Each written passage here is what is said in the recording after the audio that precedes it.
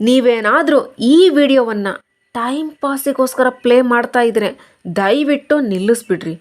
ಆದರೆ ನಿಮ್ಮ ಜೀವನದಲ್ಲಿ ಎಲ್ಲೋ ಒಂದು ಕಡೆ ಈ ಒಂದು ಪ್ರಶ್ನೆ ಮುಚ್ಚಿಟ್ಕೊಂಡಿರುತ್ತೆ. ಏನು, ಯಾವ ಪ್ರಶ್ನೆ ಅದು? ನಾನು ಸರಿಯಾದುದನ್ನು ಮಾಡ್ತಾ ಇದ್ದೀನಾ, ಇಲ್ಲ ಈ ಗದ್ದಲ ಮಾಡ್ತಾ ಇರೋ ಜನಗಳ ಸಮೂಹದ ಜೊತೆ ನಡೀತಾ ಇದ್ದೀನಾ? ನಿಮ್ಮೊಳಗೇನಾದರೂ ಈ ಭಯ ಕೂತ್ಕೊಂಡಿದ್ರೆ ದಿನಗಳು ಕಳೀತಾನೇ ಇದೆ, ಸಮಯ ಮುಗಿದೋಗ್ತಾನೇ ಇದೆ. ನೀವು ಎಲ್ಲಿದ್ದೀರೋ ಅಲ್ಲೇ ಅಂಟುಕೊಂಡ್ಬಿಟ್ಟಿದ್ದೀರಾ, ನೀವು ಅಲ್ಲೇ ಸಿಲುಕಿ ಹಾಕ್ಕೊಂಡ್ಬಿಟ್ಟಿದ್ದೀರಾ. ಈ ವಿಡಿಯೋದಲ್ಲಿನ ಸಂಭಾಷಣೆ ನಿಮಗಾಗಿನೇ. ಬಹುಶಃ ನಿಮಗೆ ಅಸಹಜ ಅನ್ನಿಸಬಹುದು, ಅನಾನುಕೂಲ ಉಂಟಾಗಬಹುದು. ಈಗ ನೀವು ಕೇಳ್ತಾ ಇರೋ ವಿಷಯ ಕಡಿಮೆ ಸ್ಫೂರ್ತಿದಾಯಕವಾಗಿದ್ದು ಮತ್ತು ಹೆಚ್ಚಾಗಿ ಸತ್ಯವನ್ನು ತಿಳಿಸುತ್ತೆ. ನಿಜ ಏನಂದರೆ ಸತ್ಯ ಯಾವಾಗಲೂ ಕಹಿಯಾಗಿರುತ್ತೆ, ಆರಾಮದಾಯಕವಾಗಿರಲ್ಲ. ಈಗ ಕೇಳ್ತಾ ಇರೋ ವಿಷಯ ಎಂತಹ ಮಹಿಳೆ ಇದ್ದು ಅಂದರೆ ತನ್ನದೇ ಆದ ನಿಯಮಗಳ ಮೇಲೆ ತನ್ನ ಜೀವನವನ್ನು ನಡೆಸಿದ ಮಹಿಳೆ. ಅವರ ಕಥೆಯ ಜೊತೆ ಆಲೋಚನೆಗಳ ಪ್ರಭಾವವನ್ನು ತಿಳ್ಕೊಳ್ತೀರಾ. ಅವರು ತಪ್ಪುಗಳನ್ನು ಮಾಡಿದ್ರು, ಬಹಳಷ್ಟು ಕಳೆದುಕೊಂಡ್ರು, ಬಹಳಷ್ಟು ಗಳಿಸಿದ್ರು ಕೂಡ ಇನ್ನೂ ನಂಬಿದ್ದಾರೆ. ಅವರು ನಂಬೋದೇನೆಂದರೆ, ನಾನು ಇನ್ನೂ ಸಂಪೂರ್ಣವಾಗಿ ತಿಳಿದುಕೊಂಡಿಲ್ಲ. ಅವ್ರ ವಯಸ್ಸು ಹೆಚ್ಚು ಕಮ್ಮಿ 58 ವರ್ಷಗಳು. ಆದರೆ ಅವರು ಮಾತಾಡಿದಾಗ ಅನಿಸೋದೇ ಇಲ್ಲ ಅವರು ಇಂದಿನ ಜೀವನವನ್ನು ತಿರುಗಿ ನೋಡ್ತಾ ಇದ್ದಾರೆ ಅಂತ. ಬದಲಿಗೆ ಅನಿಸೋದೇನೆಂದರೆ ಹೇಗೆ ಅವರು ಜೀವನವನ್ನು ಕಣ್ಣಲ್ಲಿ ಕಣ್ಣಿಟ್ಟು ನೋಡಿದ್ದಾರೆ. ಅವ್ರು ಹೇಳ್ತಾರೆ, ಅವರಿಗೆ ಯಾವಾಗಲೂ ಅನ್ನಿಸ್ತಾ ಇತ್ತು ವಯಸ್ಸಾಗ್ತಾ ಇದ್ದ ಹಾಗೆ ಒಬ್ಬ ವ್ಯಕ್ತಿ ದಣಿಯುತ್ತಾರೆ ಮತ್ತು ಆಲಸ್ಯ ಹೊಂದುತ್ತಾರೆ ಅಂತ.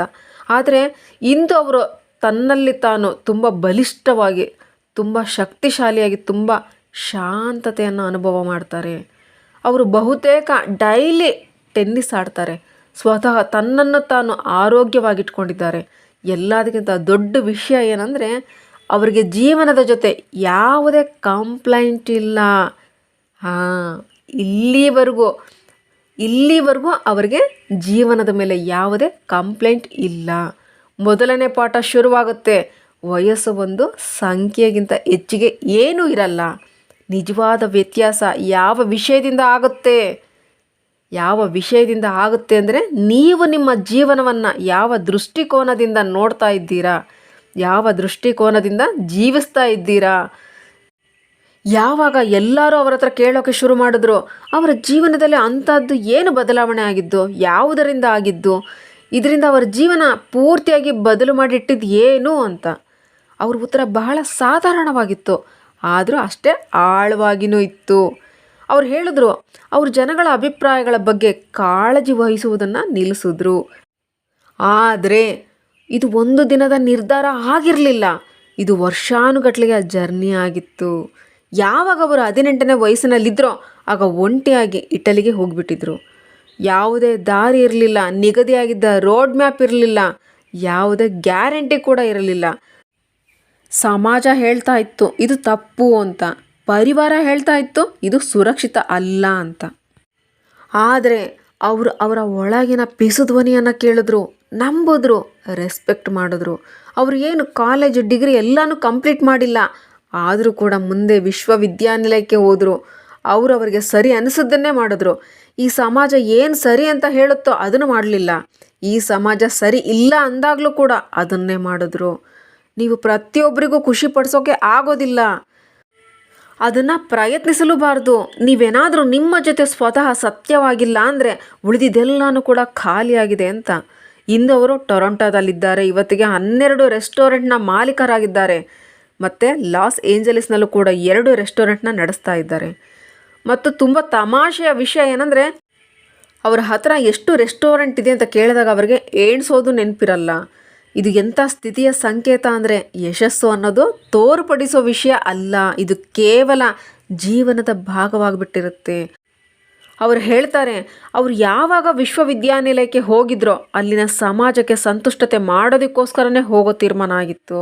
ಅವರಿಗೆ ಯೂನಿವರ್ಸ್ನಿಂದ ಸಂದೇಶ ಸಿಕ್ಕಿತ್ತು. ಏನು ಸಂದೇಶ? ಅವರು ಶಾಲೆಯಿಂದ ಹೊರಗುಳಿದಿದ್ರು. ಅವರು ಏನೋ ಒಂದು ಮಾಡೋಕ್ಕೆ ಸಾಧ್ಯ ಅನ್ನೋದನ್ನು ಸಾಬೀತುಪಡಿಸ್ಬೇಕಾಗಿತ್ತು. ಅವರು ತುಂಬ ಸಮಯದ ನಂತರ ಓದನ್ನು ಮುಂದುವರಿಸಿದ್ರು, ಆದರೂ ಟಾಪ್ನಲ್ಲಿ ಬಂದರು. ಬಿಸ್ನೆಸ್ನಲ್ಲಿ ಮಾಸ್ಟರ್ ಮಾಡಿದ್ರು. ಸಮಾಜ ಅವರನ್ನು ಪ್ರಶಂಸಿಸ್ತು. ಆದರೆ ಅವರೊಳಗೆ ಇದೆಲ್ಲ ಒಂದು ಆಟ ಅಂತ ಅನ್ಸೋಕೆ ಶುರುವಾಯಿತು. ಬುಕ್ಸ್ ಓದೋದು, ಪರೀಕ್ಷೆಗೆ ಹೋಗೋದು, ನಂತರ ಈ ಸಮಾಜ ನಿಮ್ಮನ್ನು ಯಶಸ್ವಿಯಾಗಿದ್ದಾರೆ ಅಂತ ಅದನ್ನು ಅನೌನ್ಸ್ ಮಾಡೋದು ಒಂದು ಆಟ ಅನ್ನಿಸ್ಬಿಡ್ತು. ಅವರು ಅನುಭವ ಮಾಡಿದ್ರು, ಇದು ಯಶಸ್ಸಿನ ನಿಜವಾದ ಅಳತೆ ಅಲ್ಲ ಅಂತ ಅರಿತುಕೊಂಡ್ರು. ಅವರು ಒಂದು ರೆಸ್ಟೋರೆಂಟ್ ಓಪನ್ ಮಾಡಿದ್ರು, ಹೊಸ ಬಿಸ್ನೆಸ್ಸನ್ನು ಶುರು ಮಾಡಿದ್ರು. ಅವರ ಉತ್ಸಾಹದ ಕಾರಣ ರೆಸ್ಟೋರೆಂಟ್ಗಳನ್ನು ನೋಡಿದ್ರು, ತಿಂದರು ಮತ್ತು ಅವುಗಳನ್ನು ಅರ್ಥ ಮಾಡಿಕೊಳ್ಳಲು ಅವರು ಪ್ರಪಂಚವನ್ನು ಪ್ರಯಾಣಿಸಿದ್ರು. ಅನೇಕ ಜನರು ತಮ್ಮ ಜೀವನದಲ್ಲಿ ಇದನ್ನು ಎಂದಿಗೂ ಕಂಡುಕೊಳ್ಳೋದಿಲ್ಲ ಎಂದು ಅವರು ಹೇಳ್ತಾರೆ. ಜನಗಳಿಗೆ ವಾಸ್ತವದಲ್ಲಿ ನಿಜವಾಗಿ ಏನು ಬೇಕು, ಅವರು ಏನನ್ನು ಬಯಸ್ತಾ ಇದ್ದಾರೆ, ಏನನ್ನು ಇಷ್ಟಪಡ್ತಾ ಇದ್ದಾರೆ ಅಂತ ಗೊತ್ತೇ ಇರೋದಿಲ್ಲ. ಇದೇ ಅವರ ಎಲ್ಲದಕ್ಕಿಂತ ದೊಡ್ಡ ಸೋಲು, ಅಸಫಲತೆ ಅಂತ ಹೇಳ್ತಾರೆ. ನೀವು ಕೂಡ ಅದನ್ನೇ ಮಾಡ್ತಾ ಇದ್ದರೆ ಬದಲಾಯಿಸ್ಕೊಳ್ರಿ. ಯಾವುದರಿಂದ ನಿಮಗೆ ಖುಷಿ ಆಗುತ್ತೆ ಅದೇ ದೊಡ್ಡ ಯಶಸ್ಸು ಆಗಿರುತ್ತೆ. ಅದೇ ಅಂತಿಮ ಯಶಸ್ಸು ಕೂಡ. ಅಪಾಯದ ವಿಷಯಕ್ಕೆ ಬಂದಾಗ ಅವರು ತುಂಬ ಸ್ಪಷ್ಟವಾಗಿ ಹೇಳ್ತಾರೆ, ಪ್ರತಿಯೊಬ್ಬರಿಗೂ ಅಪಾಯಗಳನ್ನು ತೆಗೆದುಕೊಳ್ಳೋದು ಸಮಯ ವಿಭಿನ್ನವಾಗಿರುತ್ತೆ. ತನ್ನ ಮೊದಲ ರೆಸ್ಟೋರೆಂಟನ್ನು ಓಪನ್ ಮಾಡಿದಾಗ ಜನಗಳು ಹೆದರಿಸಿದ್ರು, ಸಲಹೆಗಳನ್ನು ಕೊಟ್ಟರು, ಬೆದರಿಕೆ ಹಾಕಿದ್ರು, ಎಚ್ಚರಿಸಿದ್ರು. ಆ ದಾರಿಯಲ್ಲಿ ಎಂದಿಗೂ ನಡೆಯದ ಜನರು ಯಾರಾದರೂ ನಿಮಗೆ ಹೇಳಿದ್ರು ಅಂದರೆ ಅವ್ರು ಯಾರು ನಿಮ್ಮ ಪಾದರಕ್ಷೆಯಲ್ಲಿ ಆ ದಾರಿಯಲ್ಲಿ ನಡೆದೇ ಇರಲ್ಲ. ಅಲ್ಲಿಗೆ ಅವರ ಅಭಿಪ್ರಾಯ ಕೇವಲ ಗದ್ದಲ ಅಂದ್ಕೊಳ್ಬೇಕು. ಆ ಟೈಮ್ನಲ್ಲಿ ಅವ್ರ ಹತ್ರ ಕಳೆದುಕೊಳ್ಳೋಕ್ಕೆ ಏನೊಂದು ಇರಲಿಲ್ಲ. ಇರೋ ಸ್ವಲ್ಪ ಹಣವನ್ನು ಹೂಡಿಕೆ ಮಾಡಿದರು. ಅವರು ಸ್ವತಃ ತಮಗೆ ಹೇಳ್ಕೊಂಡಿದ್ರು, ಇದೇನಾದರೂ ಮುಳುಗೋದ್ರೆ ನಾನು ಮತ್ತೆ ಶುರು ಮಾಡ್ತೀನಿ. ಅದ್ರ ಜೊತೆ ಅವ್ರು ಇದನ್ನು ಕೂಡ ಸೇರಿಸಿದ್ರು, ರಿಸ್ಕ್ ತೆಗೆದುಕೊಳ್ಳೋದ್ರಿಂದ ನೀವು ಏನನ್ನು ಕಳೆದುಕೊಳ್ತೀರಾ ಎಂಬುದು ನಿಜವಾದ ಪ್ರಶ್ನೆ ಅಲ್ಲ, ಆದರೆ ಅಪಾಯವನ್ನು ತೆಗೆದುಕೊಳ್ದಿದ್ರೆ ನೀವು ಏನನ್ನು ಕಳೆದುಕೊಳ್ಬಹುದು ಎಂಬುದರ ಬಗ್ಗೆ ಪ್ರಶ್ನೆ ಅಂತ ಹೇಳ್ತಾರೆ. ನೀವು ಅದರ ಬದಲಿಗೆ ರಿಸ್ಕನ್ನು ತೆಗೆದುಕೊಂಡಿಲ್ಲ ಅಂದಾಗ ನೀವು ಕಳೆದುಕೊಳ್ಳೋದು ಏನನ್ನು? ಆ ಚಡಪಡಿಕೆ, ಆ ಅಪೂರ್ಣತೆ, ಅದೇ ಪಶ್ಚಾತ್ತಾಪವಾಗಿ ನಿಧಾನವಾಗಿ ನಿಮ್ಮ ಒಳಗೆ ಸ್ಟೋರ್ ಆಗುತ್ತೆ.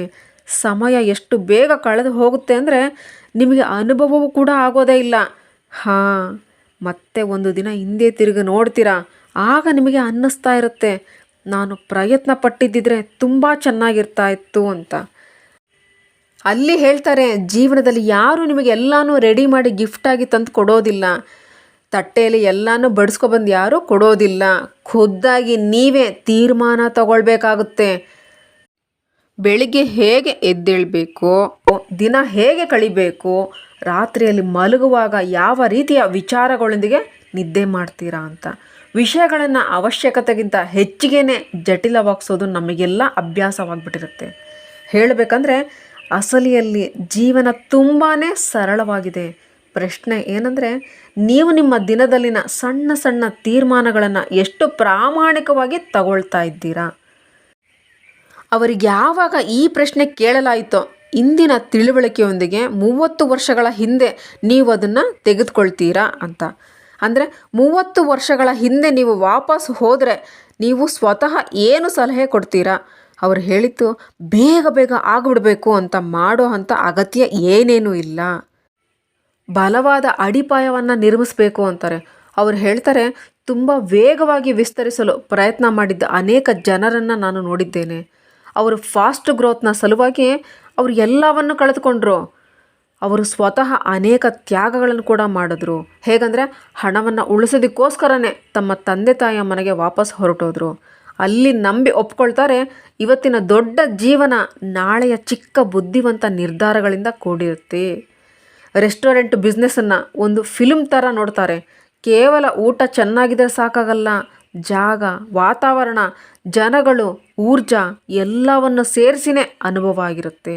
ಹೇಗಂದರೆ ಒಂದು ಫಿಲ್ಮ್ ಒಬ್ಬ ಕಲಾವಿದನಿಂದ ತಯಾರಾಗೋದಿಲ್ಲ. ಹಾಗೆಯೇ ಒಂದು ವ್ಯವಹಾರದಿಂದ ಕೇವಲ ಒಂದು ಅಂಶದ ಆಧಾರದ ಮೇಲೆ ಯಶಸ್ವಿಯಾಗಲು ಸಾಧ್ಯವಿಲ್ಲ. ಪ್ರತಿಯೊಂದು ವಸ್ತು ತಾಳಮೇಳ ಸರಿ ಹೊಂದೋದು ಮುಖ್ಯವಾಗುತ್ತೆ. ಯಾವುದೇ ನಿರ್ದಿಷ್ಟ ಸೂತ್ರವಿಲ್ಲ. ಅವ್ರು ನಂಬುತ್ತಾರೆ, ಸರಿಯಾದ ಸಮಯ, ಸರಿಯಾದ ಸ್ಥಳ, ಸರಿಯಾದ ಮಟ್ಟಿಗೆ ಸ್ವಲ್ಪ ಹಣೆಬರಹನೂ ಕೂಡ ಕೆಲಸ ಮಾಡುತ್ತೆ. ಇದಕ್ಕೋಸ್ಕರನೇ ಮುಖ್ಯವಾಗಿರೋದು ನಿಮ್ಮ ಮನಸ್ಸು ತಿಳಿಯಾಗಿರಬೇಕು. ನಿಮಗೆ ಪಕ್ಕಾ ಗೊತ್ತಿರಬೇಕು ನೀವು ಏನನ್ನು ಬಯಸ್ತಾ ಇದ್ದೀರಾ ಅಂತ. ಬಹಳಷ್ಟು ಜನಗಳು ಇನ್ನೊಬ್ಬರು ಕನಸನ್ನು ಜೀವಿಸ್ತಾ ಇರ್ತಾರೆ. ನಂತರ ಅರ್ಥ ಮಾಡ್ಕೊಳ್ತಾರೆ, ಇದು ನನ್ನ ಜೀವನ ಅಲ್ಲ. ಅವರುಗಳು ಶ್ರೀಮಂತಿಕೆ ಮತ್ತು ಖುಷಿಯ ಅಂತರದ ಬಗ್ಗೆ ಮಾತನಾಡಿದ್ರು. ಬಹಳ ಜನಗಳು ಯೋಚಿಸ್ತಾರೆ ಹಣ ಎಲ್ಲವನ್ನು ಸರಿ ಮಾಡಿಬಿಡುತ್ತೆ ಅಂತ. ಆದರೆ ಅವರು ಬಹಳ ಶ್ರೀಮಂತ ಜನರನ್ನು ನೋಡಿದ್ದಾರೆ.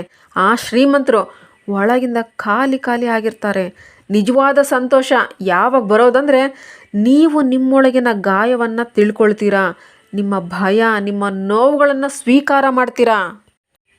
ಅವ್ರು ಹೇಳ್ತಾರೆ ಯಶಸ್ಸು ಮತ್ತು ಸಂತೋಷ ಸಮಾನಾಂತರದಲ್ಲಿ ನಡೀತಾ ಇರುತ್ತೆ. ಒಂದು ತನಕ್ಕೆ ತಾನೇ ಎರಡನೇದನ್ನು ತರೋದಿಲ್ಲ.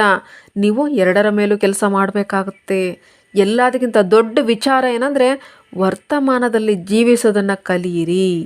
ಏನಿದೆ ಅದರಲ್ಲೇ ಜೀವಿಸೋದನ್ನು ಕಲಿಯಿರಿ. ಕಡಿಮೆ ಬಯಸೋದು ಕೂಡ ಸಂತೋಷದ ಒಂದು ಕೀಲಿಕೈ ಆಗಿರುತ್ತೆ. ಯಾವಾಗ ಅವರಿಗೆ ಅವರ ದೊಡ್ಡ ತಪ್ಪಿನ ಬಗ್ಗೆ ಕೇಳ್ತಾರೋ ಸ್ವಲ್ಪ ಸಮಯ ಸುಮ್ಮನಿರ್ತಾರೆ. ಅವ್ರು ಹೇಳ್ತಾರೆ ಲಾಸ್ ಏಂಜಲೀಸ್ನಲ್ಲಿ ಒಂದು ಪ್ರಾಜೆಕ್ಟ್ನಿಂದ ಅವರು ಬಹಳನೇ ಲಾಸ್ ಮಾಡಿಕೊಂಡ್ರು.